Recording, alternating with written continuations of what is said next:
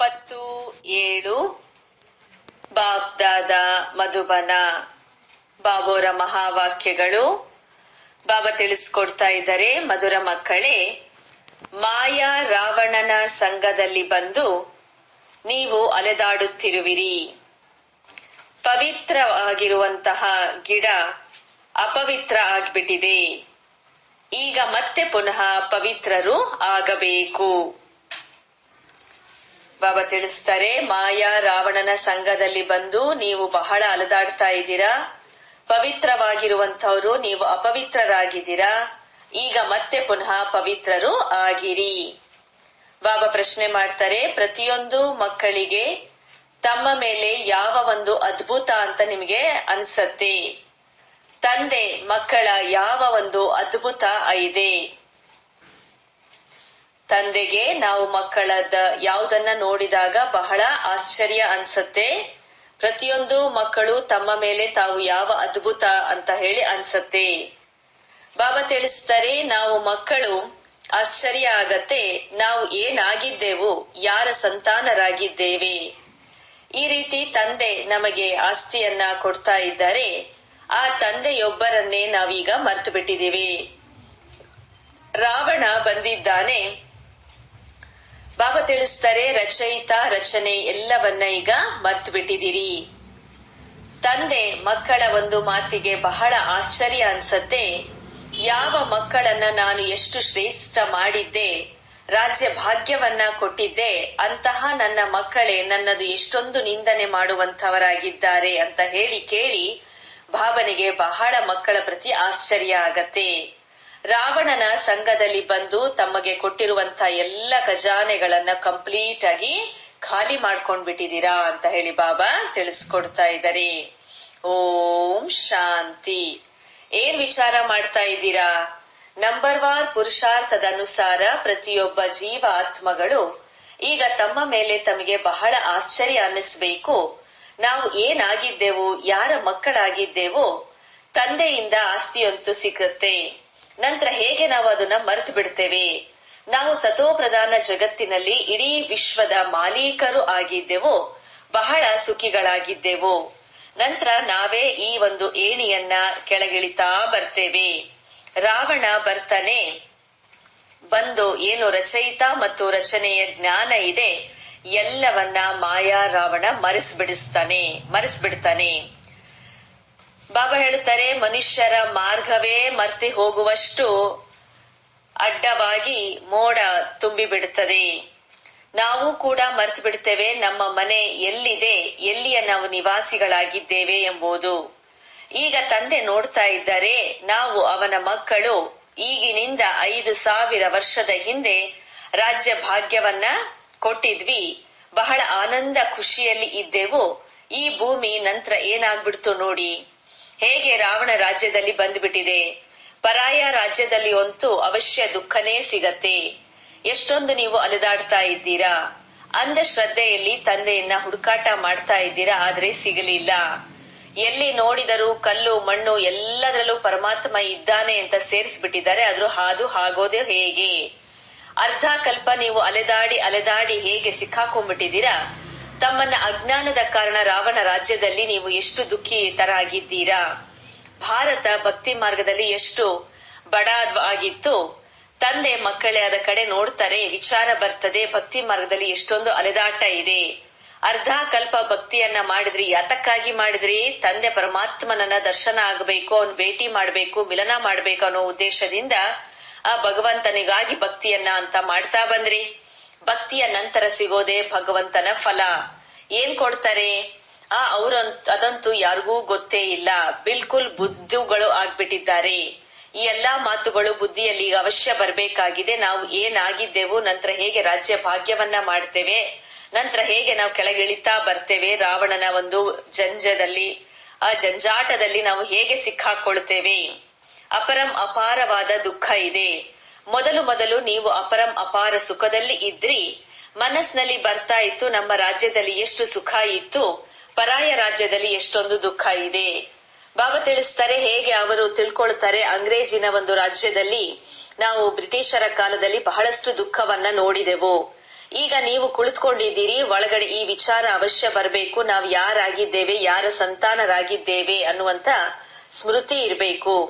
ಬಾಬಾ ನಮಗೆ ಇಡೀ ವಿಶ್ವದ ರಾಜ್ಯವನ್ನ ಕೊಟ್ಟು ಹೇಗೆ ನಮ್ಮನ್ನ ರಾವಣ ರಾಜ್ಯದಲ್ಲಿ ನಮಗೆ ಸಿಕ್ಕಾಕಿಸ್ತಾನೆ. ಎಷ್ಟು ದುಃಖವನ್ನ ನೋಡೋದು, ಎಷ್ಟು ಕೊಳಕು ಕರ್ಮಗಳನ್ನ ಮಾಡಲಾಗಿದೆ. ಸೃಷ್ಟಿ ದಿನ ಪ್ರತಿದಿನ ಇನ್ನು ಇಳಿಯುವ ಕಲೆಯಲ್ಲೇ ಹೋಗತ್ತೆ. ಮನುಷ್ಯರ ಸಂಸ್ಕಾರ ದಿನ ಪ್ರತಿದಿನ ಕ್ರಿಮಿನಲ್ ಆಗ್ತಾ ಹೋಗತ್ತೆ. ಅಂದಾಗ ನಾವು ಮಕ್ಕಳ ಸ್ಮೃತಿಯಲ್ಲಿ ಅವಶ್ಯ ಬರಬೇಕಾಗಿದೆ. ಬಾಬಾ ನೋಡ್ತಾ ಇದ್ದಾರೆ, ಇವರು ಪತಿತವಾದಂತ ಒಂದು ಸಣ್ಣ ಗಿಡ, ಇದರಿಂದಲೇ ರಾಜ್ಯ ಭಾಗ್ಯವನ್ನ ಕೊಡ್ಲಾಗಿತ್ತು. ನಂತರ ಪುನಃ ನನ್ನ ಆಕ್ಯುಪೇಷನ್ ಅನ್ನೇ ನೀವು ಮರ್ತು ಬಿಟ್ಟಿದ್ದೀರಾ ಅಂತಾರೆ ಬಾಬಾ. ಈಗ ಮತ್ತೆ ಪುನಃ ತಂದೆ ನಾವು ಮಕ್ಕಳನ್ನ ತಮೋ ಪ್ರಧಾನರಿಂದ ಸತೋ ಪ್ರಧಾನರನ್ನಾಗಿ ಮಾಡೋದಿಕ್ಕೆ ಇಷ್ಟಪಡ್ತಾ ಇದ್ದಾರೆ. ನನ್ನೊಬ್ಬನನ್ನೇ ನೆನಪು ಮಾಡಿ, ಆಗ ನಿಮ್ಮ ಎಲ್ಲ ಪಾಪಗಳು ಕತ್ತರಿಸಲ್ಪಡತ್ತೆ ಅಂತ ಹೇಳಿ ಬಾಬಾ ತಿಳಿಸ್ತಾ ಇದ್ದಾರೆ. ಆದ್ರೆ ನೆನಪು ಕೂಡ ಒಂಚೂರು ಮಾಡೋದೇ ಇಲ್ಲ. ಗಳಿಗೆ ಹೇಳ್ತಾರೆ, ಬಾಬಾ ನಾವು ನಿಮ್ಮನ್ನ ಮರ್ತು ಬಿಟ್ವಿ. ಅರೆ, ನೀವು ನೆನಪು ಮಾಡ್ಲಿಲ್ಲ ಅಂದ್ರೆ ಏನ್ ಪೈಸೆಯನ್ನ ತಗೊಳ್ತೀರಿ, ಏನು ಪದವಿ ಸಿಗತ್ತೆ ನಿಮಗೆ? ಪರಸ್ಪರ ನೀವು ಎಲ್ಲ ವಿಕಾರದಲ್ಲಿ ಬಿದ್ದು ಪತಿತರಾಗಿದ್ದೀರಾ. ಇನ್ನೊಬ್ಬರಿಗೂ ಕೂಡ ತಂದೆಯ ಬಗ್ಗೆ ನಿಂದನೆಯನ್ನ ಮಾಡುವಂತವ್ರಾಗ್ತೀರಾ. ಮಾಯೆಯ ಸಂಘದಲ್ಲಿ ನೀವು ಇಷ್ಟು ಬಿದ್ದು ಬಿಟ್ಟಿದ್ದೀರಿ. ಇದರಿಂದಲೇ ನಿಮಗೆ ಆಕಾಶದಲ್ಲಿ ಏರಿದೆವೋ ಕಲ್ಲು ಮಣ್ಣುಗಳಲ್ಲಿ ಪರಮಾತ್ಮ ಇದ್ದಾನೆ, ಎಲ್ಲಿದ್ದಾನೆ ಅನ್ನೋದು ಸರಿಯಾಗಿ ಗೊತ್ತೇ ಇಲ್ಲ. ಮಾಯೆಯ ಸಂಘದಲ್ಲಿ ನೀವು ಎಂಥ ಕೆಲಸವನ್ನ ಮಾಡಿದ್ರಿ, ಬುದ್ಧಿಯಲ್ಲಿ ಅವಶ್ಯ ಬರಬೇಕಾಗಿದೆ. ಏಕದಮ್ ಕಲ್ಲು ಬುದ್ಧಿಯವರಂತೂ ಆಗಿಲ್ಲ ತಾನೆ. ತಂದೆಯಂತೂ ಪ್ರತಿನಿತ್ಯ ಹೇಳ್ತಾನೆ ಇರ್ತಾರೆ, ನಾನು ಫಸ್ಟ್ ಕ್ಲಾಸ್ ಪಾಯಿಂಟ್ಸ್ ಗಳನ್ನ ನಿಮ್ಗೆ ತಿಳಿಸ್ಕೊಡ್ತೇನೆ. ಬಾಬಾ ಹೇಳ್ತಾರೆ, ಹೇಗೆ ಬಾಂಬೆಯಲ್ಲಿ ಸಂಘಟನೆ ಇತ್ತು ಅದ್ರೊಳಗೂ ಕೂಡ ಹೇಳಲಾಗ್ತಿತ್ತು. ಬಾಬಾ ಹೇಳ್ತಾರೆ, ಹೇ ಭಾರತ್ ವಾಸಿಗಳೇ, ನೀವು ನಿಮ್ಮ ರಾಜ್ಯ ಭಾಗ್ಯವನ್ನ ತಗೊಂಡಿದ್ರಿ. ನೀವು ದೇವತೆಗಳೇ ಹೆವನ್ ನಲ್ಲಿ ಸ್ವರ್ಗದಲ್ಲಿ ಇದ್ರಿ. ನಂತರ ನೀವೇ ರಾವಣ ರಾಜ್ಯದಲ್ಲಿ ಹೇಗೆ ಬರ್ತೀರಿ? ಇದು ಕೂಡ ಡ್ರಾಮಾದಲ್ಲಿ ಪಾರ್ಟ್ ಇದೆ. ನೀವು ರಚಯಿತ ಮತ್ತು ರಚನೆಯ ಆದಿ ಮಧ್ಯ ಅಂತ್ಯವನ್ನ ತಿಳ್ಕೊಳ್ಳಿ, ಆಗಲೇ ಶ್ರೇಷ್ಠ ಪದವಿಯನ್ನ ಪಡ್ಕೊಳ್ತೀರಾ. ನನ್ನ ಜೊತೆಗೆ ನೆನಪನ್ನ ಮಾಡಿದಾಗ ನಿಮ್ಮ ವಿಕರ್ಮಗಳು ವಿನಾಶ ಆಗತ್ತೆ. ಇಲ್ಲಿ ಬಲೆ ಎಲ್ಲರೂ ಕೂಡ ಕೂತಿರ್ಬೋದು. ನಂತರ ಯಾರ ಬುದ್ಧಿಯಲ್ಲಿ ಬುದ್ಧಿ ಎಲ್ಲೆಲ್ಲಿ ಹೋಗತ್ತೆ, ಬುದ್ಧಿಯಲ್ಲಿ ಏನೆಲ್ಲ ಬರ್ತದೆ, ನಾವು ಎಲ್ಲಿದ್ದೇವೆ, ಈಗ ನಾವು ಪರಾಯ ರಾವಣ ರಾಜ್ಯದಲ್ಲಿ ಬಂದು ನಿಂತಿದ್ದೇವೆ. ಎಷ್ಟೊಂದು ದುಃಖಿತರಾಗಿದ್ದೀರಿ. ನಾವು ಶಿವಾಲಯದಲ್ಲಿ ಅಂತೂ ಬಹಳಷ್ಟು ಸುಖಿಯಾಗಿದ್ವಿ. ಈಗ ತಂದೆ ಬಂದಿದ್ದಾರೆ, ವೈಶಾಲ್ಯದಿಂದ ತೆಗೆದು ನಮ್ಮನ್ನ ತೆಗಿಬೇಕು ಅಂತ ಹೇಳಿ. ಆದ್ರೆ ಮಾಯೆಯಿಂದ ಹೊರಗಡೆ ಬರೋದೇ ಇಲ್ಲ. ಬಾಬಾ ಹೇಳ್ತಾರೆ, ನೀವು ಶಿವಾಲಯವನ್ನ ನಡೆಸ್ತಿರೋ, ನಂತರ ಆ ವಿಷ ಅನ್ನುವಂಥದ್ದು ನಿಮ್ಗೆ ಸಿಗೋದಿಲ್ಲ. ಇಲ್ಲಿಯ ಒಂದು ಕೊಳಕು ಆಹಾರ ಪಾನೀಯಗಳು ಅಲ್ಲಿ ಇರುವುದಿಲ್ಲ. ಇದಂತೂ ವಿಶ್ವದ ಮಾಲೀಕರು ಆಗಿದ್ರು, ನಂತರ ಇವರೇ ಅಲ್ಲಿ ಮತ್ತೆ ಆಗ್ತಾರೆ. ಎಲ್ಲಿ ಹೋದ್ರು ಅವರೆಲ್ಲ? ಆ ನಂತರ ತಮ್ಮ ರಾಜ್ಯ ಭಾಗ್ಯವನ್ನ ಪಡ್ಕೊಳ್ತಾರೆ. ಎಷ್ಟು ಸಹಜವಾಗಿದೆ ಇದಂತೂ ಬಾಬಾ ತಿಳಿಸ್ಕೊಡ್ತಾರೆ. ಎಲ್ಲ ಸರ್ವಿಸೇಬಲ್ ಆಗೋದಿಲ್ಲ. ನಂಬರ್ 1 ರಾಜಧಾನಿ ಸ್ಥಾಪನೆ ಆಗ್ತಾ ಇದೆ. ಹೇಗೆ 5000 ವರ್ಷದ ಮೊದಲು ಕೂಡ ಇತ್ತು, ಸತೋ ಪ್ರಧಾನರಾಗಿದ್ರಿ. ಬಾಬಾ ಹೇಳ್ತಾರೆ, ಈಗ ಎಲ್ಲ ಜಗತ್ತು ಕಂಪ್ಲೀಟ್ ತಮೋ ಪ್ರಧಾನ ಆಗ್ಬಿಟ್ಟಿದೆ. ಅಕ್ಯುರೇಟ್ ಪುರಾಣಿ ಯಾವಾಗ ಆಗತ್ತೆ ಅಂದ್ರೆ, ಯಾವಾಗ ತಂದೆ ಬರ್ತಾರೆ ಆಗ ಇದು ಕಂಪ್ಲೀಟ್ ಹಳೇದಾಗತ್ತೆ. ತಂದೆ ಇಲ್ಲದೆ ಯಾರು ಏನೂ ತಿಳ್ಕೊಳ್ಳಕ್ಕೆ ಸಾಧ್ಯ ಇಲ್ಲ. ಭಗವಾನ್ ಈ ಒಂದು ರಥದ ಮೂಲಕ ನಮ್ಗೆ ಓದಿಸ್ತಾ ಇದ್ದಾರೆ. ಈ ಒಂದು ನೆನಪಿರ್ಬೇಕು, ನಾವು ಏನು ಬುದ್ಧಿಯಲ್ಲಿ ಎಲ್ಲವೂ ಕೂಡ ಈಗ ಜ್ಞಾನ ಸಿಕ್ಕಿದೆ. ಬೇರೆಯವರನ್ನು ತಿಳಿಸಿ ತಮ್ಮ ಸಮಾನ ಮಾಡಬೇಕು. ಕ್ರಿಮಿನಲ್ ಕ್ಯಾರೆಕ್ಟರ್ಸ್ ಗಳೇನಾದ್ರೂ ಇದ್ರೆ ಅದನ್ನ ಬಹಳ ಕಷ್ಟಪಟ್ಟು ಸುಧಾರಣೆ ಮಾಡ್ಕೊಳ್ಬೇಕಾಗಿದೆ. ಕಣ್ಣುಗಳು ಕೂಡ ಕ್ರಿಮಿನಲ್ ಆಗ್ಬಿಡುತ್ತದೆ, ಅದು ಆಗಬಾರದು. ವಿಕಾರಿ ದೃಷ್ಟಿ ಸಂಕಲ್ಪಗಳು ಬರಬಾರದು. ಒಂದೊಂದು ಕೆಲಸ ಆಗಿದೆ, ಕ್ರಿಮಿನಾಲಿಟಿ ಅವರು ಕಷ್ಟಪಟ್ಟು ಬಿಡಿಸ್ಕೊಳ್ತಾರೆ. ನಂತರ ಮತ್ತೆ ಎಲ್ಲರಲ್ಲೂ 5 ವಿಕಾರ ಇದೆ.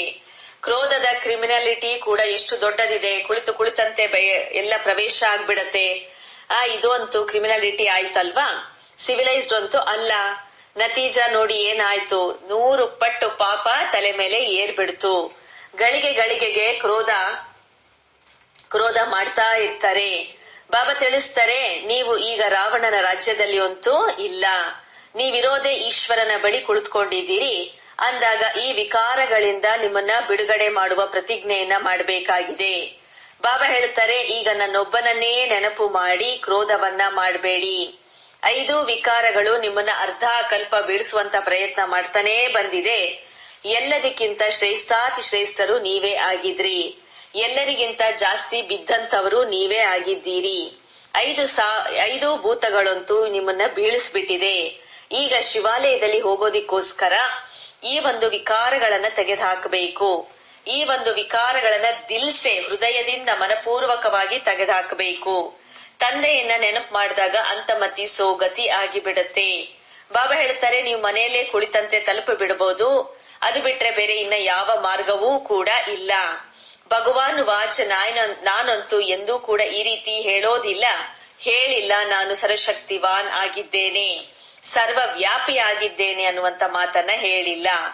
ಬಾಬಾ ಹೇಳ್ತಾರೆ, ನಾನಂತೂ ರಾಜರಿಗಳಿಗೂ ರಾಜರನ್ನಾಗಿ ಮಾಡುವ ಶಿಕ್ಷಣವನ್ನ ಕಲಿಸ್ತೇನೆ. ಇದಕ್ಕೆ ವಿಶ್ವದ ಮಾಲೀಕರನ್ನಾಗಿ ನಿಮ್ಮನ್ನ ಮಾಡ್ತೇನೆ. ನಂತರ ಅಲ್ಲಿ ಈ ಒಂದು ಜ್ಞಾನದ ಅವಶ್ಯಕತೆಯೇ ಇರೋದಿಲ್ಲ. ಮನುಷ್ಯರಿಂದ ದೇವತೆಗಳಾಗಿ ಹೋಗ್ತಾರೆ. ನೀವು ಆಸ್ತಿಯನ್ನ ಪಡ್ಕೊಳ್ತಾ ಇದ್ದೀರಿ. ಇದರಲ್ಲಿ ಯಾವುದೇ ಹಠಯೋಗ ಮುಂತಾದವುಗಳ ಮಾತು ಇಲ್ಲ. ತಮ್ಮನ್ನ ಆತ್ಮ ಎಂದು ತಿಳಿದು ತಮ್ಮನ್ನ ಶರೀರ ಅಂತ ಹೇಳಿ ಯಾಕೆ ತಿಳ್ಕೊಳ್ತೀರಿ? ಶರೀರ ಅಂತ ತಿಳ್ಕೊಳ್ಳೋದ್ರಿಂದನೇ ನಂತರ ಜ್ಞಾನವನ್ನ ತಗೊಳಕ್ಕೆ ಸಾಧ್ಯ ಇಲ್ಲ. ಇದೆಲ್ಲವೂ ಭಾವಿ.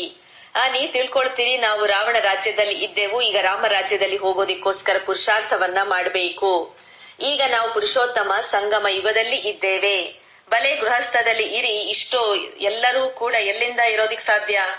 ಬ್ರಾಹ್ಮಣರಾಗಿ ನಂತರ ಎಲ್ಲರೂ ಇಲ್ಲಿ ಬ್ರಹ್ಮನವರ ಬಳಿ ಅಂತೂ ಬರೋದಿಲ್ಲ. ಇರೋದು ಕೂಡ ತಮ್ಮ ತಮ್ಮ ಮನೆಯಲ್ಲಿ. ಆದ್ರೆ ಬುದ್ಧಿಯಿಂದ ತಿಳ್ಕೊಳ್ಳಾಗ್ತದೆ, ನಾವು ಶೂದ್ರರಲ್ಲ, ನಾವು ಬ್ರಾಹ್ಮಣರಾಗಿದ್ದೇವೆ. ಬ್ರಾಹ್ಮಣರನ್ನ ಜುಟ್ಟಿಗೆ ಸಮಾನರು ಅಂತ ಹೇಳಿ ತೋರಿಸಲಾಗ್ತದೆ. ಅಂದಾಗ ಗೃಹಸ್ಥದಲ್ಲಿ ಇರುತ್ತ ಶರೀರ ನಿರ್ವಹಣೆ ಆಗಾಗಿ ದಂಡ ಆದಿಯನ್ನ ಮಾಡ್ತಾ ಕೇವಲ ತಂದೆಯೊಬ್ಬರನ್ನೇ ನೆನಪು ಮಾಡಬೇಕು. ನಾವ್ ಏನ್ ಆಗಿದ್ದೆವು, ಈಗ ನಾವು ಪರಾಯ ರಾಜ್ಯದಲ್ಲಿ ಕೂತ್ಕೊಂಡಿದ್ದೇವೆ. ಎಷ್ಟೊಂದು ನಮಗೆ ದುಃಖ ಇತ್ತು, ಈಗ ಬಾಬಾ ನಮಗೆ ಮತ್ತೆ ಪುನಃ ದುಃಖದಲ್ಲಿ ಕರ್ಕೊಂಡು ಹೋಗ್ತಾ ಇದ್ದಾರೆ.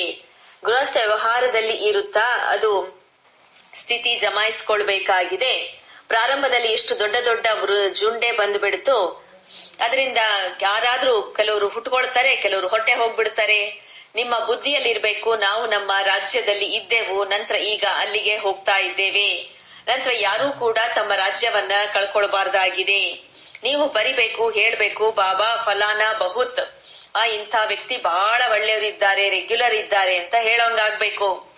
ಬಾಬಾ ಹೇಳ್ತಾರೆ, ಇಲ್ಲ ಅಂದ್ರೆ ವಿಕಾರದಲ್ಲಿ ಬಿಡ್ತಾರೆ. ಜ್ಞಾನದ ಧಾರಣೆನೂ ಆಗೋದಿಲ್ಲ, ಉನ್ನತಿಗೆ ಬದಲಾಗಿ ವೇಸ್ಟ್ ಆಗ್ಬಿಡ್ತದೆ. ಬಾಬಾ ಹೇಳ್ತಾರೆ, ಪದವಿನೂ ಕೂಡ ಅದಕ್ಕೆ ತಕ್ಕಂಗೆ ಸಿಗ್ತಾ ಹೋಗತ್ತೆ. ಎಲ್ಲಿ ರಾಜ, ಎಲ್ಲಿ ರಾಣಿ, ಸದಾ ಪ್ರಜೆಗಳು ಕಡಿಮೆ ಪದವಿಯನ್ನ ಪಡ್ಕೊಳ್ತಾರೆ. ಬಾಬಾ ಹೇಳ್ತಾರೆ, ಪುರುಷಾರ್ಥವನ್ನ ಮಾಡ್ಲಾಗಿರುತ್ತೆ, ಅದರ ಅನುಸಾರವಾಗಿ ಪದವಿ ಸಿಗತ್ತೆ. ಬಹಳ ಒಂದು ಮರ್ತಬ, ಬಹಳ ಒಳ್ಳೆಯ ಪದವಿ ಯಾರು ಪಡ್ಕೋಬಹುದು? ಯಾರು ಈ ಸಮಯದಲ್ಲಿ ತಿಳ್ಕೊಳ್ತಾರೆ. ಈಗ ಎಲ್ಲ ಪುರುಷಾರ್ಥವನ್ನ ಮಾಡ್ತಾ ಇದ್ದಾರೆ. ಭೋಪಾಲ್ ನ ಒಂದು ಮಹೇಂದ್ರ ಕಿಂಗ್ ಅನ್ನೋರು ಕೂಡ ಪುರುಷಾರ್ಥವನ್ನ ಮಾಡಿಸಿದ್ರು. ಆ ಕಿಂಗ್ ಅಂತೂ ಪಾಯಿ ಪೈಸೆ ಕಾಹೆ ಅಂತಾರೆ. ಈ ಸೂರ್ಯವಂಶಿ ರಾಜಧಾನಿಯಲ್ಲಿ ಹೋಗ್ಬೇಕಾಗಿದೆ. ಪುರುಷಾರ್ಥ ಈ ರೀತಿ ಇರ್ಬೇಕು. ಕಲ್ಪದ ವಿಜಯಿ ಮಾಲೆಯಲ್ಲಿ ಬರೋಂಗಾಗ್ಬೇಕು. ತಂದೆ ನಾವು ಮಕ್ಕಳಿಗೆ ತಿಳಿಸ್ಕೊಡ್ತಾ ಇದ್ದಾರೆ, ತಮ್ಮ ದಿಲ್ನಲ್ಲಿ ನೀವು ಕೇಳ್ಕೊಳ್ತಾ ಇರ್ಬೇಕು, ಪರಿಶೀಲಿಸ್ಕೊಳ್ಬೇಕು. ನಮ್ಮ ಕಣ್ಣು ಎಲ್ಲಿಯೂ ಕೂಡ ಕ್ರಿಮಿನಲ್ ಅಂತೂ ಆಗಿಲ್ವೇ? ಒಂದು ವೇಳೆ ಸಿವಿಲೈಸ್ಡ್ ಆಗಿಬಿಟ್ರೆ ಬಾಕಿ ಇನ್ನೇನ್ ತಾನೇ ಬೇಕು? ಬಾಬಾ ತಿಳಿಸ್ಕೊಡ್ತಾ ಇದ್ದಾರೆ. ಅದರಿಂದ ಹೆಸರು ಕ್ರಿಮಿನಲ್ ಐಸ್ಡ್, ಸಿವಿಲೈಸ್ಡ್ ಅನ್ನುವಂತ ಮಹಿಮೆ ಇದೆ. ಬೇಹದ್ದಿನ ತಂದೆ ನಾವು ಮಕ್ಕಳಿಗೆ ತಿಳಿಸ್ಕೊಡ್ತಾ ಇದ್ದಾರೆ, ಈ ಒಂದು ಪಾರ್ಟಿ ಯಾವ ರೀತಿ ನಡೆಯತ್ತೆ, ಎಷ್ಟು ಸರ್ವಿಸ್ ಅನ್ನ ಮಾಡ್ತೇವೆ. ಫಲಾನೆ ಕ್ರಿಮಿನಲ್ ಐಸ್ ಇನ್ನೂವರೆಗೂ ಕೂಡ ಯಾರ್ದು ನಿರ್ವೀಕಾರಿಗಳು ಆಗಿಲ್ಲ. ಇಲ್ಲಿಯವರೆಗೆ ಈ ರೀತಿ ಗುಪ್ತ ಸಮಾಚಾರಗಳು ಬರ್ತಾನೆ ಇರತ್ತೆ. ಮುಂದೆ ಹೋದಂತೆ ಇನ್ನೂ ಹೆಚ್ಚು ಅಕ್ಯುರೇಟ್ ಆಗಿ ಬರೆಯಲಾಗ್ತದೆ. ಸ್ವಯಂ ನೀವು ಅನುಭವ ಮಾಡ್ತೀರಾ. ನಿಮಗೆ ಇಷ್ಟೊಂದು ಸಮಯ ನಾವು ಸುಳ್ಳು ಹೇಳಿದ್ವಿ, ಕೆಳಗ್ ಬೀಳ್ತಾ ಬಂದ್ವಿ. ಸರ್ಜನ್ ಇಂದ 5 ವಿಕಾರಗಳ ರೂಪಿ ಒಂದು ಔಷಧಿಯನ್ನ ಈಗ ತಗೊಳ್ಬೇಕಾಗಿದೆ. ಸತ್ಯವನ್ನ ಬಾಬಾ ತಿಳಿಸ್ಕೊಡ್ತಾ ಇದಾರೆ. ನಮ್ಮ ಬುದ್ಧಿಯನ್ನ ಈ ಕಡೆ ತಿರುಗಿಸ್ರಿ, ಶಿವ ಬಾಬನ ಕಡೆ ನಿಮ್ದು ಗಮನ ಇರ್ಬೇಕು. ನೀವ್ ಬಾಬನಿಗೇನೂ ಹೇಳಲಿಲ್ಲ, ಬರೀ ವೃತ್ತಿನ ಪಡ್ಕೊಂಡ್ರೆ ಏನ್ ಬಂತು ಲಾಭ? ಈಗ ತಂದೆ ತಿಳಿಸ್ಕೊಡ್ತಾರೆ, ಮಕ್ಕಳೇ ದೇಹಿ ಅಭಿಮಾನಿಗಳು ಆಗಿರಿ, ತಮ್ಮನ್ನ ಆತ್ಮ ಎಂದು ತಿಳಿಯಿರಿ. ಆತ್ಮ ಸಹೋದರರು ಆಗಿದ್ದೇವೆ.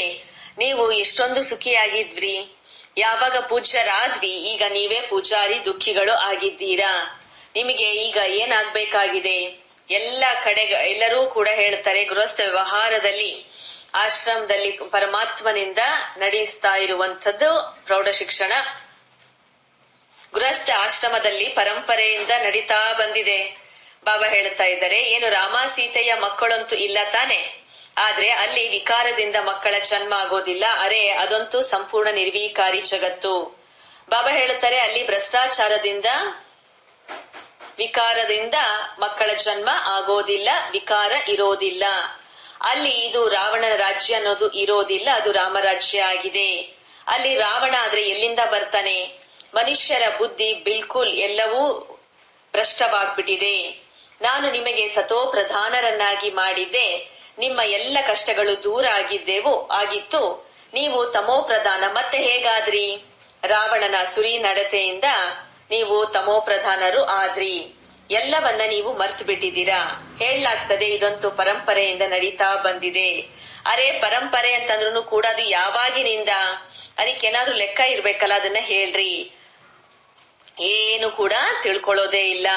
ಬಾಬಾ ಹೇಳ್ತಾರೆ, ನೀವು ಎಷ್ಟು ರಾಜ್ಯ ಭಾಗ್ಯವನ್ನ ನಾನು ನಿಮ್ಗೆ ಕೊಟ್ಟಿದ್ದೆ, ನೀವು ಭಾರತವಾಸಿಗಳು ಬಹಳಷ್ಟು ಖುಷಿಯಲ್ಲಿ ಇದ್ರಿ, ಮತ್ತೆ ಬೇರೆ ಯಾರೂ ಕೂಡ ಸಮಯದಲ್ಲಿ ಇರ್ಲಿಲ್ಲ. ಕ್ರಿಶ್ಚಿಯನರು ಕೂಡ ಹೇಳ್ತಾರೆ ಪ್ಯಾರಡೈಸ್ ಇತ್ತು, ಆ ಚಿತ್ರಗಳು ಕೂಡ ದೇವತೆಗಳದ್ದು ಇದೆ, ಅದರಿಂದ ಯಾವುದೋ ಒಂದು ಹಳೆಯ ವಸ್ತು ಅಂತ ಹೇಳಿ ಅನ್ಸೋದಿಲ್ಲ. ಹಳೇದು ಹಳೇದೆ. ಈ ಲಕ್ಷ್ಮೀನಾರಾಯಣರಾಗಿದ್ದಾರೆ, ಹಳೊಬ್ರು ಅಂದ್ರೆ ಇವು ಲಕ್ಷ್ಮೀನಾರಾಯಣರು, ಇವರದ್ದು ಯಾವುದೇ ವಸ್ತು ಇಲ್ಲ. ಎಲ್ಲದಕ್ಕಿಂತ ಹಳೇದಾದಂಥದ್ದು ಶ್ರೀಕೃಷ್ಣ ಆಗಿದ್ದಾನೆ. ಹೊಸದಾಗಿ ಹೊಸ ಶ್ರೀಕೃಷ್ಣ ಬರ್ತಾನೆ. ಹಳೆದು ಅಂತ ಹೇಳಿ ಯಾಕೆ ಹೇಳಲಾಗತ್ತೆ? ಏಕೆಂದ್ರೆ ಇದು ಕಳೆದು ಹೋದ ಘಟನೆ. ನೀವೇ ಈಗ ಕಪ್ಪಾಗಿದ್ದೀರಿ, ಸುಂದರರು ಆಗ್ಬೇಕಾಗಿದೆ. ಕಪ್ಪಾಗಿರುವಂತ ಕೃಷ್ಣನನ್ನ ನೋಡಿ, ಸುಂದರನಾಗಿರುವ ಕೃಷ್ಣನನ್ನ ನೋಡಿ ಬಹಳ ಖುಷಿ ಆಗತ್ತೆ. ಆ ಉಯ್ಯಾಲೆಯಲ್ಲೂ ಕೂಡ ಅದನ್ನ ತೂಗಿಸ್ತಾರೆ ಕೃಷ್ಣನನ್ನ ಇಟ್ಟು. ಅದಕ್ಕೆ ಏನ್ ಗೊತ್ತಿದೆ? ಈ ಒಂದು ಸುಂದರ ಕಪ್ಪಿನ ವಿಚಾರ ಕೃಷ್ಣ ಚಿಕ್ಕ ಬಾಲಕನಿಗೆ ಏನ್ ಗೊತ್ತಾಗತ್ತೆ? ಕೃಷ್ಣ ಅಂತೂ ಎಷ್ಟು ನಮ್ಗೆಲ್ಲರಿಗೂ ಪ್ರಿಯನಾಗಿರ್ತಾನೆ. ರಾಧೇನೆ ಕ್ಯಾಕಿಯ ಹಾಗಿದ್ರೆ ರಾಧೆಯ ಏನ್ ಮಾಡಿದ್ರು? ಬಾಬಾ ಹೇಳ್ತಾರೆ, ನೀವು ಇಲ್ಲಿ ಸತ್ಯನ ಸಂಘದಲ್ಲಿ ಕುತ್ಕೊಂಡಿದ್ದೀರಿ, ಹೊರಗೆ ಕುಸ್ಸಂಗದಲ್ಲಿ ಹೋಗೋದ್ರಿಂದ ನಂತರ ಎಲ್ಲವನ್ನ ಮರ್ತು ಬಿಡ್ತೀರಿ. ಮಾಯೆ ಬಹಳ ಪ್ರಬಲ ಆಗಿದೆ. ಗಜನನ್ನೇ ಗ್ರಾಹಕ ತಿಂದು ಬಿಡ್ತು ಅನ್ನುವಂತ ಮಹಿಮೆ ಇದೆ. ಈ ರೀತಿನೂ ಇದೆ. ಮುಂದೆ ಹೋದಂತೆ ಇನ್ನೂ ಹೆಚ್ಚು ಓಡಿ ಓಡಿ ಬರ್ತಾರೆ. ಸ್ವಲ್ಪ ಜನರೇ ತಮ್ಮ ಅಹಂಕಾರ ಬಂದಿರೋದ್ರಿಂದಲೇ ಇನ್ನೂ ಸತ್ಯಾನಾಶ ಮಾಡ್ಕೊಂಡ್ ಬಿಡ್ತಾರೆ. ಬೇಹದ್ದಿನ ತಂದೆಯಂತೂ ತಿಳಿಸ್ಕೊಡ್ತಾನೆ ಇರ್ತಾರೆ. ಇದರಲ್ಲಿ ಯಾವುದೇ ಬೇಸರ ಮಾಡಿಕೊಳ್ಳುವ ಮಾತು ಇಲ್ಲ. ಬಾಬಾರವರು ಈ ರೀತಿಯಾಗಿ ಯಾಕೆ ಹೇಳಿದ್ರು? ಇದು ನಮ್ಮ ಒಂದು ಮರ್ಯಾದೆ ಹೊರಟು ಹೋಗತ್ತೆ. ಅರೆ, ಐರನ್ ಏಜ್ ಇಂದ ರಾವಣ ರಾಜ್ಯದಲ್ಲಿ ಈಗ ಎಲ್ಲ ಕಳ್ಕೊಂಡಿದ್ದೀರಿ. ದೇಹಾಭಿಮಾನದಲ್ಲಿ ಬರೋದ್ರಿಂದ ತಮಗೆ ತಾವೇ ನಷ್ಟವನ್ನ ಮಾಡ್ಕೊಂಡಿದ್ದೀರಾ. ಪದವಿ ಭ್ರಷ್ಟವಾಗ್ಬಿಟ್ಟಿದೆ. ಕ್ರೋಧ ಲೋಭನೂ ಕೂಡ ಕ್ರಿಮಿನಲ್ ದೃಷ್ಟಿಯಾಗಿದೆ. ಕಣ್ಣುಗಳಿಂದ ವಸ್ತುಗಳನ್ನ ನೋಡ್ತೀರಿ, ಆಗ ಲೋಭ ಉಂಟಾಗತ್ತೆ. ಬಾಬಾ ಹೇಳ್ತಾ ಇದ್ದಾರೆ, ತಂದೆ ಬಂದು ತಮ್ಮ ಹೂದೋಟವನ್ನ ನೋಡ್ತಾರೆ, ಯಾವ ಯಾವ ಪ್ರಕಾರದ ಹೂಗಳಿದ್ದಾರೆ, ಇಲ್ಲಿಂದಲೇ ಹೋಗಿ ನಂತರ ಆ ತೋಟದಲ್ಲಿ ಹೂಗಳನ್ನ ನೋಡ್ತಾರೆ. ಶಿವಬಾಬನಿಗೂ ಕೂಡ ಹೂವನ್ನ ಅರ್ಪಣೆ ಮಾಡ್ತಾರೆ. ಅವರಂತೂ ನಿರಾಕಾರ ಚೈತನ್ಯ ಹೂ ಆಗಿದ್ದಾರೆ. ನೀವೀಗ ಪುರುಷಾರ್ಥ ಮಾಡಿ ಈ ರೀತಿ ಹೂವಿನ ಸಮಾನ ಆಗ್ತಾ ಇದ್ದೀರಾ. ಬಾಬಾ ಹೇಳ್ತಾರೆ, ಮಧುರಾತಿ ಮಧುರ ಮಕ್ಕಳೇ, ಏನೆಲ್ಲ ಕಳೆದು ಹೋಗಿದ್ಯೋ ಅದಕ್ಕೆ ಡ್ರಾಮಾ ಎಂದು ತಿಳಿಯಿರಿ, ವಿಚಾರ ಮಾಡಬೇಡಿ. ಎಷ್ಟು ಪರಿಶ್ರಮವನ್ನ ಪಡ್ತೀರಿ, ಆದ್ರೆ ಆಗೋದೇ ಇಲ್ಲ, ನಿಲ್ಲೋದೇ ಇಲ್ಲ. ಅರೆ, ಪ್ರಜೆಗಳಂತೂ ಬೇಕಲ್ವೇ? ಸ್ವಲ್ಪ ಕೇಳಿದರೂ ಕೂಡ ಪ್ರಜೆಗಳಲ್ಲಿ ಹೋಗ್ಬಿಡ್ತಾರೆ. ಪ್ರಜೆಗಳಂತೂ ಹೆಚ್ಚು ಆಗ್ತಾರೆ. ಜ್ಞಾನ ಎಂದೂ ಕೂಡ ವಿನಾಶ ಹೊಂದೋದಿಲ್ಲ. ಒಂದು ಬಾರಿ ಕೇಳಿದ್ರಿ ಶಿವಬಾಬಾ ಅಂದ್ಮೇಲೆ ಮುಗೀತು, ಪ್ರಜೆಗಳಲ್ಲಿ ಬಂದ್ ಬಿಡ್ತೀರಿ. ಒಂದೇ ಬಾರಿ ಕೇಳಿ ಬಾಬಾ ಅಂತ ಒಪ್ಕೊಂಡ್ ಬಿಟ್ರೆ ಅಷ್ಟೇ ಸಾಕು, ಅವರು ಪ್ರಜೆಗಳಲ್ಲಿ ಬಂದ್ ಬಿಡ್ತಾರೆ. ಒಳಗಡೆ ನಿಮಗೆ ಈ ಸ್ಮೃತಿ ಅವಶ್ಯ ಬರಬೇಕು. ನಾವು ಯಾವ ರಾಜ್ಯದಲ್ಲಿ ಇದ್ದೇವೋ ಈಗ ಮತ್ತೆ ಪುನಃ ಅದನ್ನ ಪಡ್ಕೊಳ್ತಾ ಇದ್ದೇವೆ. ಅದಕ್ಕಾಗಿ ಅವಶ್ಯ ಪುರುಷಾರ್ಥ ಮಾಡಬೇಕಾಗಿದೆ. ಬಿಲ್ಕುಲ್ ಅಕ್ಯುರೇಟ್ ಸರ್ವಿಸ್ ನಡೀತಾ ಇದೆ. अच्छा, मीठे मीठे सिकिलते बच्चों प्रति माता पिता बाप दादा का याद प्यार और गुड मॉर्निंग। रूहानी बाप की रूहानी बच्चों को नमस्ते। हम रूहानी बच्चों की बाप दादा को याद प्यार गुड मॉर्निंग ನಮಸ್ತೆ ನಮಸ್ತೆ ನಮಸ್ತೆ. ಧಾರಣೆಗೋಸ್ಕರ ಮುಖ್ಯ ಸಾರದಲ್ಲಿ, ಶಿವಾಲಯದಲ್ಲಿ ಹೋಗುವುದಕ್ಕಾಗಿ ಈ ವಿಕಾರಗಳ ಮೇಲೆ ಗೆದ್ದು ನಿಲ್ಲಬೇಕು. ಈ ವೈಶ್ಯಾಲಯದಿಂದ ನಿಮ್ಮ ಮನಸ್ಸನ್ನ ದೂರ ಸರಿಸಬೇಕು. ಶೂದ್ರರ ಸಂಘದಿಂದ ದೂರ ಇರಬೇಕು. ಏನೆಲ್ಲ ಕಳೆದು ಹೋಯಿತೋ ಅದನ್ನ ಡ್ರಾಮಾ ಎಂದು ತಿಳಿದು ಯಾವುದೇ ವಿಚಾರವನ್ನ ಮಾಡಬಾರದು. ಅಹಂಕಾರದಲ್ಲಿ ಎಂದೂ ಕೂಡ ಬರಬಾರದು. ಶಿಕ್ಷಣ ಸಿಕ್ಕಿದ ತಕ್ಷಣ ಎಂದೂ ಕೂಡ ಬೇಸರ ಆಗಬಾರದು. ವರದಾನ: ಖುಷಿಯ ಖಜಾನೆಯಿಂದ ಸಂಪನ್ನರಾಗಿ ದುಃಖಿ ಆತ್ಮಗಳಿಗೆ ಖುಷಿಯ ದಾನವನ್ನ ಕೊಡುವಂತಹ ಪುಣ್ಯಾತ್ಮರು ಆಗಿರಿ. ಈ ಸಮಯ ಜಗತ್ತಿನಲ್ಲಿ ಪ್ರತಿಯೊಂದು ಸಮಯ ದುಃಖ ಇದೆ. ತಾವು ತಮ್ಮ ಬಳಿ ಪ್ರತಿ ಸಮಯ ಖುಷಿ ಇದೆ ಅಂದಾಗ ನೀವು ದುಃಖಿ ಆತ್ಮಗಳನ್ನ ಖುಷಿ ಕೊಡೋದು ಇದೇ ಎಲ್ಲದಕ್ಕಿಂತ ಬಹಳ ದೊಡ್ಡ ಪುಣ್ಯದ ಕೆಲಸ ಆಗಿದೆ. ಜಗತ್ತಿನವರು ಖುಷಿಗಾಗಿ ಎಷ್ಟೊಂದು ಸಮಯ ಸಂಪತ್ತು ಖರ್ಚನ್ನ ಮಾಡ್ತಾರೆ. ಎಲ್ಲರಿಗೂ ಸಹಜ ಅವಿನಾಶಿ ಖುಷಿಯ ಖಜಾನೆ ಸಿಗತ್ತೆ. ಈಗ ಕೇವಲ ಏನು ಸಿಕ್ಕಿದೆಯೋ ಅದನ್ನ ಹಂಚ್ತಾ ಹೋಗಿ ಯಾವುದೆಲ್ಲ ಸಂಬಂಧಗಳಲ್ಲಿ ಬರ್ತೀರಿ ಅದರ ಅನುಭವವನ್ನ ಮಾಡಿ ಇವರನ್ನ ಯಾವುದೋ ಶ್ರೇಷ್ಠ ಪ್ರಾಪ್ತಿಯಾಗಿದೆ, ಆ ಪ್ರಾಪ್ತಿನೇ ಯಾವುದೋ ಖುಷಿ. ಆ ಖುಷಿಯ ಪ್ರಾಪ್ತಿಯಿಂದಲೇ ಅನೇಕರ ಅನುಭವವನ್ನ ಮಾಡ್ತಾರೆ. ಸ್ಲೋಗನ್: ಅನುಭವಿ ಆತ್ಮಗಳು ಎಂದು ಯಾವುದೇ ಮಾತಿನಿಗೆ ಮೋಸ ಹೊಂದೋದಿಲ್ಲ, ಅವರು ಸದಾ ವಿಜಯಿಗಳು ಆಗಿರುತ್ತಾರೆ. ಅನುಭವಿ ಆತ್ಮಗಳು ಎಂದು ಯಾವುದೇ ಮಾತಿನಿಂದ ಮೋಸಕ್ಕೆ ಒಳಗಾಗೋದಿಲ್ಲ, ಅವರು ಸದಾ ವಿಜಯಿಗಳು ಆಗಿರುತ್ತಾರೆ. ಒಳ್ಳೆಯದು. ಮಧುರಾತಿ ಮಧುರ ಅಗಲಿ ಹೋಗಿ ಮರಳಿ ಸಿಕ್ಕಿರುವ ಮಕ್ಕಳ ಪ್ರತಿ ಮಾತಾಪಿತಾ ಬಾಪ್ ದಾದಾರವರ ನೆನಪು, ಪ್ರೀತಿ ಹಾಗೂ ನಮಸ್ತೆ. Thank you Baba. ಓಂ ಶಾಂತಿ.